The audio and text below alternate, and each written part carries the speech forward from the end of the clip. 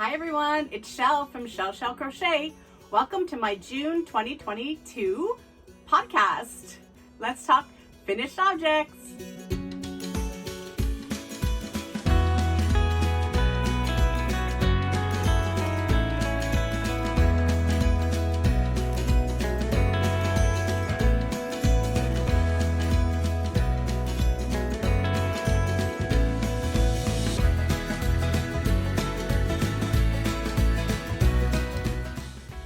Hi everyone, it's Shell. How are you today? I hope you're all doing well.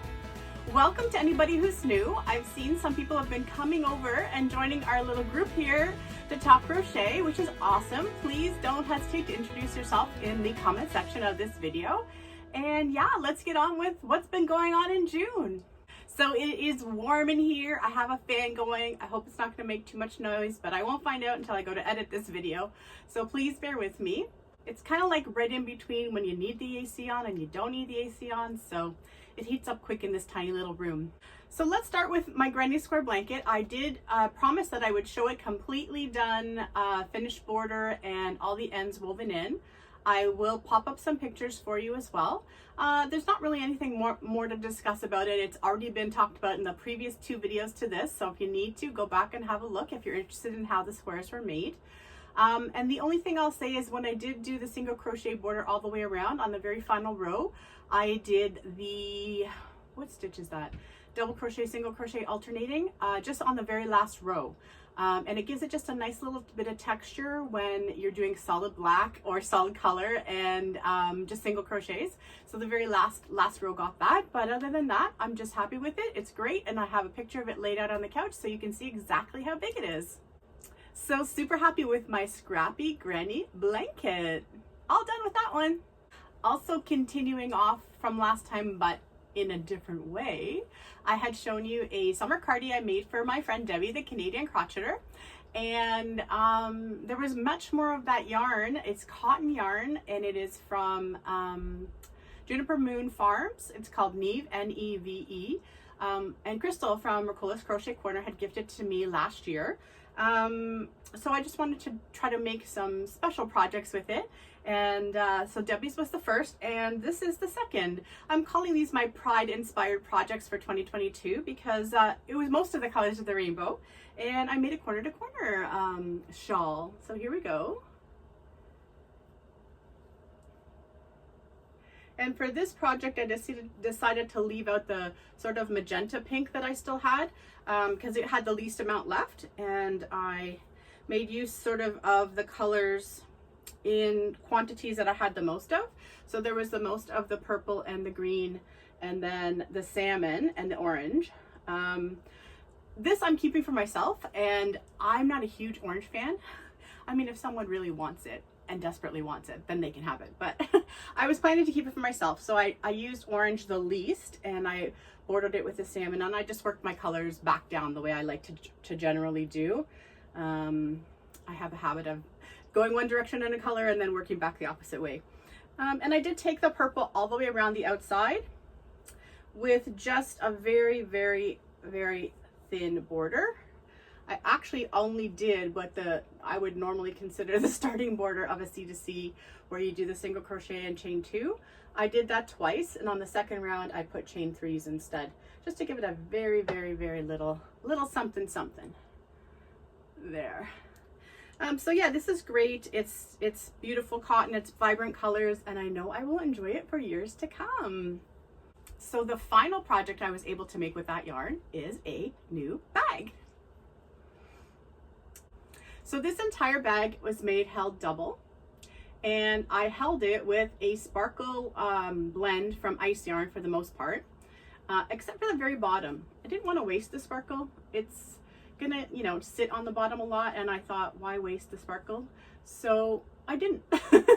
And I started to hold it double with, that was just black regular handicrafter cotton held double, and then the black you see throughout is that cotton sparkly yarn, and then the colors are all the colors of that cotton we just talked about. So you have the purple and the orange at the bottom, the green with magenta, then the salmon with the blue, and then I opted to put the purple back on at the top for the straps. And this entire bag is made with just single and half double crochets. Single at the very bottom just to give the bottom a bit more structure. And then as I just turned the corner here, I did one row in back loops so I could see where my edge was going to be. And after I did that, I started with half doubles so that it would stay the same look throughout the whole bag. And I did downsize my hooks. So at the very bottom, I started with a 7mm hook, and then I went to 6.5, 6, and then up here 5.5, just to give the bag a little bit of shaping and pull it in slightly without having to take any stitches out.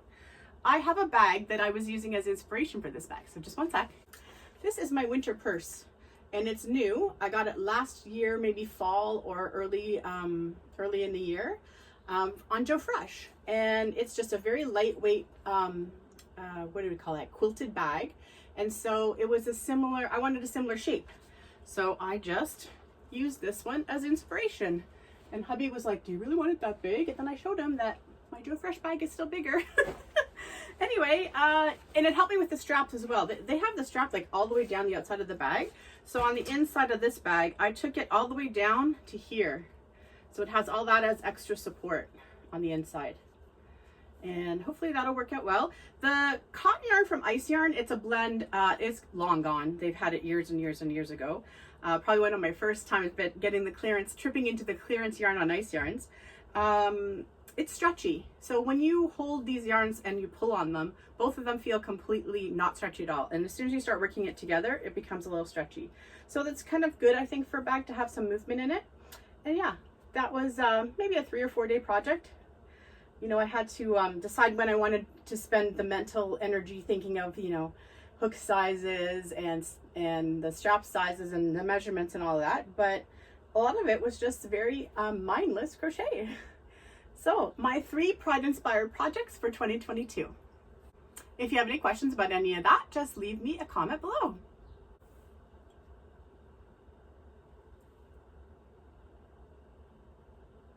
It's hot in here. This is water. And something new. So I got inspired to try and make some more of these little cup cozies I made a few years ago. And I wanted to figure out a way to make them stay on the glass. So I used hair ties. I'm like, will this work? So this is the kind I did for these. I think these are like stainless steel tumblers. I'd like to have some glasses like this around for outdoors so that there's no issues of it getting broken. These are not the thermal kind. These are just the don't break kind, but it's nice to have a bit of something to grip. And I find that using a cup cozy that goes on the bottom can make a glass actually feel kind of more unstable. And also the coasters can do that sometimes too. So for just having something to grip when drinks are sweating in the summertime, I thought this would work out great. Basically, I didn't do any kind of counting for this. I simply just covered the hair tie, and the hair tie stays at the top. So the stretchiest part's at the top. I'll show you something else in a minute too to explain more. I cover it up, and then I just get to do that mesh stitch where you basically single crochet and skip 3 or 4 chains, kind of your choice, and then single crochet again. And it kind of has to do with how tight you need it to be, how many you want to skip. So they're probably all different, and it's just winging it. And then at the bottom, I just bring it back down to put some double crochets into the final mesh stitch. And because they are stretchy, a little bit more so than a single would be, and then a final round of single crochet. So that's how I did those. And they worked out fairly well. And these are fairly wide as well, and it stays on there. They've been actually sitting on there. I should probably take them off so the elastic doesn't get too much work. And then I went on to this style. So you might think that looks like it would fit on that wine glass, and it would actually be way too big. Here's one in green. And these are for cans. So I have a can here. And this is made in my Pride colors. Isn't that cool? And this one's working right now. Like, this came out of the fridge. It's like sweating on the bottom, but this whole part that I'm grabbing onto is nice and sturdy. I think you just saw it dripped. And I just took this out of the fridge like 20 minutes ago. That's how humid it is in here. Anyway, these work great. I'm happy with them compared to anything else I've tried for this purpose. I've had the regular cozies, which they can kind of come and go in their size as they get used, and sometimes they'll slip out. But so far, I'm really happy with this. And it's the same concept, it's just a few more rows to make it can size. So you could really adapt this to anything. If you have hair ties lying around, just give it a shot. Like I said, there's no pattern, I just did it. You decide how many stitches you want to put in. Go look up a mesh stitch if you want to be able to follow that count as a guide. I didn't, I just winged it and I'm happy.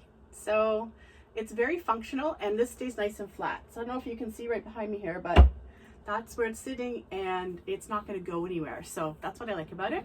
So I've made a bunch of those, some as gifts and some just to have around when people are around in the summertime. So great use for some scrap cotton. Any questions, leave me a comment below. So let's talk about what I'm wearing.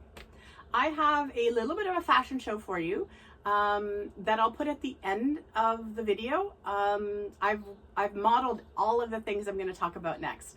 So this I made using the regular cardigan pattern that I'm most comfortable starting pretty much all my projects with that I make as wearables. I learned it from Krista at the Secret Yarnery in her tutorial for the Tammy cardigan. There's so many over-the-shoulder type tutorials out there. If that's the construction you're looking for, or if you like some of the things I show you in these videos, that's what it is. It's just an over-the-shoulder construction, meaning that the length of your garment is your foundation chain, or in this case, foundation double crochets. And then you split for the neck. A lot of them are 2 panels sewn together, and then there are some that have a sort of a back seam, and one of Crystal's patterns I did use for that is her crochet vest and duster. So there's another resource for you if you're looking for one, where she does go up and down the neck portion a little bit before she comes back down over. There's a ton of different ways of doing this. If you want it joined in the middle, Jaden Stitches has one that is a tunic cover up in the 2-stitch from last summer. My previous summer top I made this year is similar to that style, but basically it's over the shoulder construction. The panel idea, whether you want to make it in 2 pieces or 1, there's all kinds of resources out there. I am not the inventor of this. So I will link things in the description box always that are helpful, and if you have any questions, like I say, you can always just leave me a comment. For this particular stitch pattern, it's super simple. Shawl in a Ball, by the way, in case we're not realizing, and I'll put the name of it below. And I had one ball of this, and another ball was gifted to me from Clearance Yarn. And basically, it looks kind of like a fancy stitch, but it's not. It's just double crochets with the skipping of a double crochet there. I like to do 2 chains when I do that. I just find it keeps it from pulling too tightly.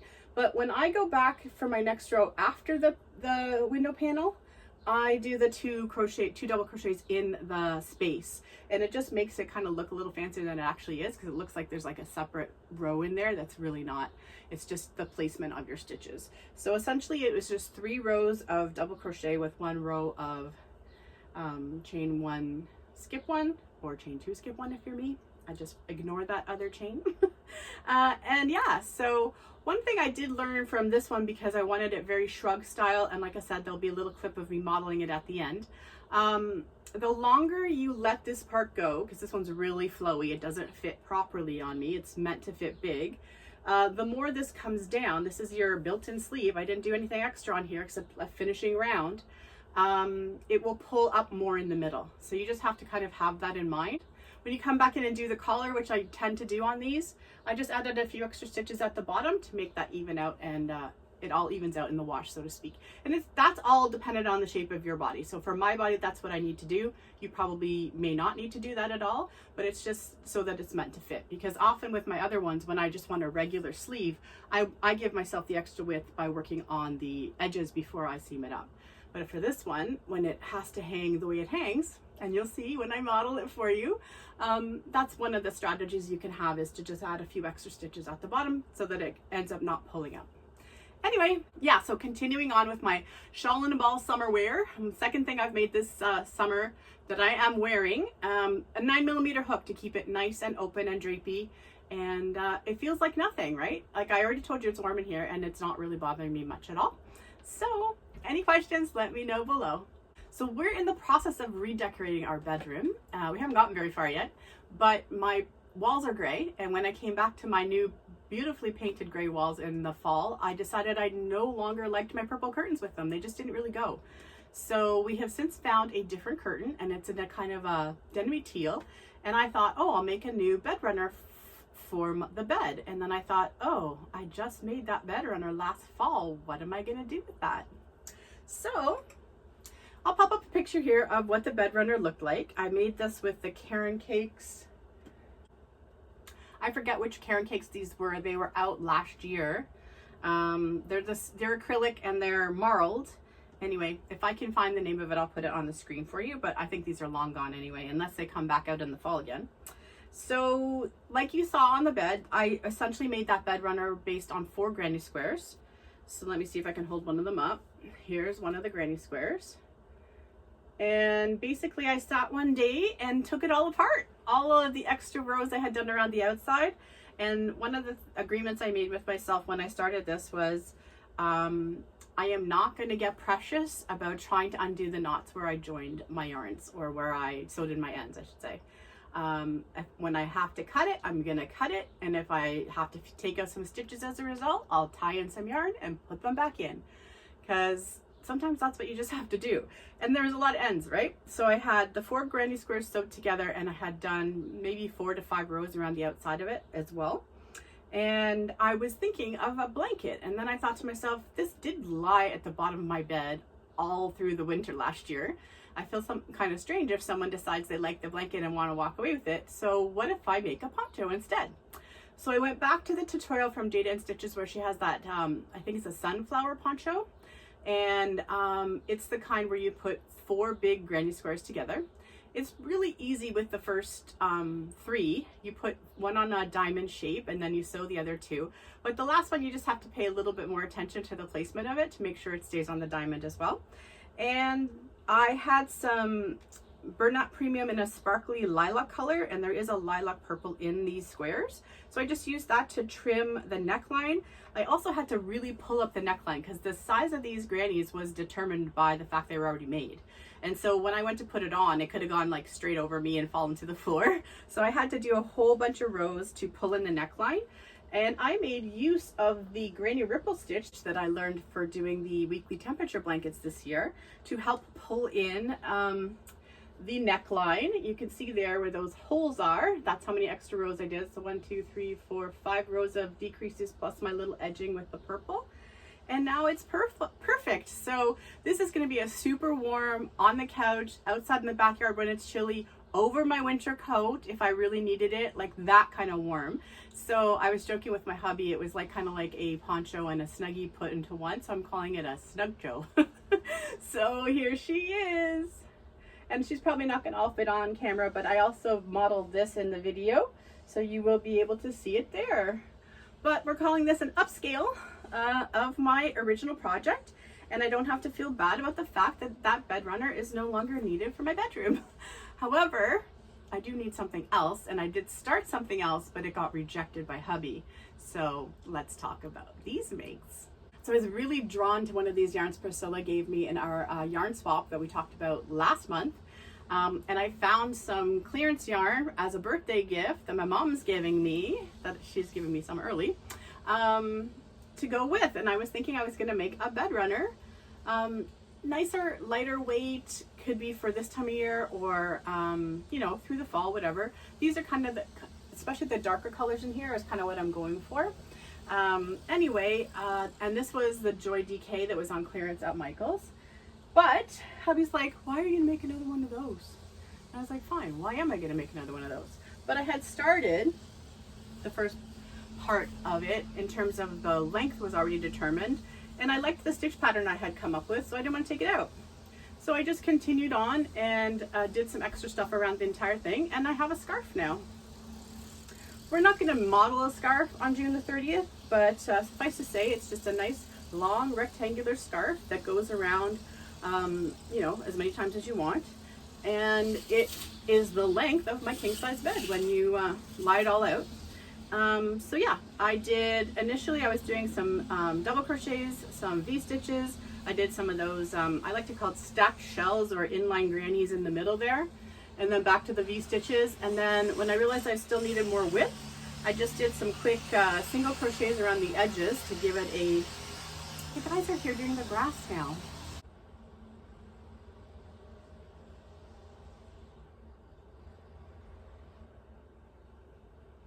They're still out there, but I don't think they're so loud now. We'll see how it goes.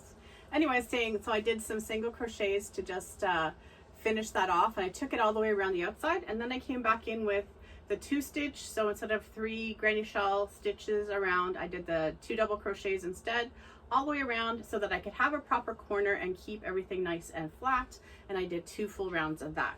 So there is a scarf in this beautiful mint colored Joy DK yarn, nice and squishy and soft. It's a 3 weight, and I was using a 5.5 millimeter hook, and I thought might as well have a matching hat now that I'm not going to be using this yarn for what I thought. So a little spiral double crochet beading. I start with single crochets, move to half doubles, and then go straight into the doubles so that I don't have to have a seam until I want one, or need one in this case. And I did the post stitches in the middle, some half doubles, and back to some more post stitches so it could stay very beanie-esque. And as a result, we have a set. This I held double, and I used, what hook did I use? I used a 6.5 and a 6 so that I could get my post stitches to be nice and tight. And yeah, another little hat and scarf set. I shouldn't say another. I don't think I've really made any this year yet. I think a couple of hats, but that's about it. And it's strange to make a hat and scarf in June, but sometimes you do what you gotta do because you don't want to frog a third of a scarf. Anyway, any questions? Leave me a comment. As you know, I've been on a bit of a poncho kick lately, and I've been talking about how I struggle with the classic granny style 2-point poncho not coming down far enough on the arms by the time the point is long enough. And I have been playing around with different things, and I told you I'd share, and some people were asking about it, so I will share on this one. First of all, you can work it, so instead of just going into your corner stitch, or it's a corner in a granny square, right, when it's a point on your poncho, instead of going in there and doing 2 every time, you could decide like every 3rd or 4th round, I'm not going to do that. I'm going to just go into the stitch normally with 1 shell, come back around, and then the next time you hit that, it'll just be a space, and then the next time you hit that, you can go back and put your 2 shells in there to continue your point down. It interrupts how that looks going down the front and the back of your poncho. So if that doesn't bother you, try that. And I was gonna say also, like, don't do what I do, because I end up making full projects and learning these things. It's great to just make a small little swatch poncho for like $1 something, because you can learn these and you can see how they look by doing that instead of making the whole thing. Anyway, when I saw Pamela Adoring Crochet's V-stitch poncho, I was very interested in that this year. Haven't made it yet, love the idea. Totally understand how the increases work, which is great. However, it's rounded neck, and my girlfriend who initially started this whole poncho thing because she wanted some, wanted V-neck, and most of the time I do as well, and I am not savvy enough to figure out how to just make that a V-neck instead. So I did learn though that when you use the V-stitches, there's more than one place to go. You can go into the V-stitch, or you can go on either side like you normally do for granny shell, because you're always stitching into the spaces. Well, the V-stitch gives you an option to stitch into the stitch. And then I thought, what if, because then you're using 2 different kinds of stitches, which may or may not appeal to you. It still works, right? You can still manage it if you want. Instead of working into the space and creating extra stitches, you can just work into the V's for a bit and not create any extra stitches. Therefore, it's not growing. Therefore, your arm is getting longer and your point is not. It's sort of helping your arm get longer, if you know what I mean. Then I realized, what about this 2-stitch idea? What would that do? So that's the most of what I did for this one in terms of stopping the increasing. Instead of doing 3 double crochets for the 2 stitches for the 2 shells before the point, I was only doing 2. And after a couple rounds of that, you can just very comfortably jump over one and go straight into the point. Therefore, you're almost decreasing in a way. You are decreasing essentially. You're taking the stitch out and you're putting it back in later. So this is how this one ended up. And again, I have video of me in it at the end of this video. And this is more the length I would want for summer. So I didn't have to really worry about the arm being super long on this, but I still played around with that. and I think it's the one I like the most. So you will continue to hear more about this. I just did a little bit of a scallop border at the very bottom of this, but for the most part, I don't have any huge interruptions in my stitching on this, and you can't really see the difference between doing 3 double crochets as a shawl or doing 2 double crochets as a shawl. To me, it's not as different looking as when you skip an entire round of having that point there. And you just have to see whether or not you like how the fabric looks, and maybe I'm being a bit too picky about that, but these are the options you have, right? My latest thing is how to make the granny ripple stitch work for a poncho. But that's a whole other thing, and you're probably not going to see anything on that till like seriously into the fall. But I saw something, a little girl was wearing like a ripple looking, it was a sweater, but I thought poncho when I saw it, so now I got that on the brain too. But anyway, here is the eggplant one. This is Village Cotton from Herrschners. Finally got to use all these up, and my goal was to just use them up. They came in packs of 5, and I had 10 of them. They're just 50 grams, but I had one left over after I was done, and I didn't know it had hidden in the bottom of the bag somewhere. So anyway, this is plenty the way it is, so I will keep that for another project. As you can see, I like to know which is the front and which is the back, so I have a little bow there. I don't know if the camera's picking it up, to know that that's the inside back, and that's just tied on in yarn. I started this with an 8mm hook, and I moved into a 9mm hook. That's another way to increase your sizing without increasing your stitches. Anyway, still playing around with these ideas. I threw a bunch of information at you there. If you have any specific questions, feel free to either email me or just leave a comment. Another poncho. And last, if not least, I only have to talk to you about some temperature blankets for the month of June. June already, oh my goodness. So here we go. This is going to be super quick this month, not taking the time to explain. You should know about this by now, and if you don't, there's information in the description box. Here is my weekly temperature blanket for June. Look at those colors. We got the baby yellow, the turquoise, the jade, the magenta, and back to the jade. And this is the high temperatures for June. And I am doing 2 blankets. And this is the low temperatures for June. January, February, March, April, May, and June. And for June we got salmon and clay and salmon and spring green and coral. So yes, definitely heating up and definitely bouncing all around, especially in the highs. That the high blanket made it to the very highest color I have, which is over 32 degrees or 32 and up Celsius in Canada. And yeah, so weekly, and this one gets 6 rows a month, 5 for the month, 1 row in between the months, and the highs gets an extra row for the in-between rows. But that is it. I am not talking about whips today. I have a few whips, and I am trying something new that I learned from Hannah at the Cozy Cottage Crochet to start my day with crochet rather than scrolling on my phone or looking at emails. And so I have a long-term whip for that, which I'll talk about next time, because it's going to take probably all the summer, if not longer. It's in a size 2 yarn. Shawl doesn't use a size 2 yarns. And I have a couple of other things that I've just started, but we will get to that next time. So stay tuned for the little clip at the end, and I will talk to you guys soon. I hope you're all doing well, and thanks for spending this time with me. Have a great day, and happy crochet. Bye!